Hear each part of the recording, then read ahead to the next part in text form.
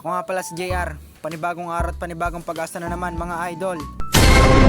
So ngayong hapon nga pala guys, at wala namang kaganapan masyado dito sa bahay at nabuboring din ako.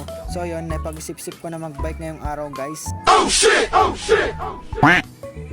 So tara guys, samahan nyo ko kung saan ako dalhin ng aking bisikleta ngayong hapon. Let's go! So yan guys, at ako nagsasapatos na obvious ba guys? Oh shit! Oh shit! Oh shit! So yan na nga guys, at tapos na ako magsapatos dyan. At ayan, sinusuot ko na yung aking beef short at na aking damit dyan guys. So yan na nga, at naka full gear na tayo dyan guys. So yun, ride out na tayo guys, obvious ba? So yan guys, at nagtambay muna ako dyan sa park at hinihintay ko yung aking kasamang kupal.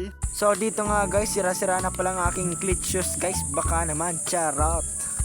At syempre, di pwedeng mawala yung kapugian guys. So andito nga ang aking kasamang kupal guys. At agad-agad na nga kaming dyan nag-ride out guys, kasi yung mga kasama namin naghihintay na. So ayan nga pala guys, yung aking mga kaibigang mga kupal guys. Sobrang pupogi niyan guys. Isang nakaklit. Ganyan ba pre? So yun na nga guys, at nag-ride out na kami at hindi namin alam kung saan kami pupunta guys. Yan, basta nag-ride out lang kami dyan guys. Basta nag-bike lang.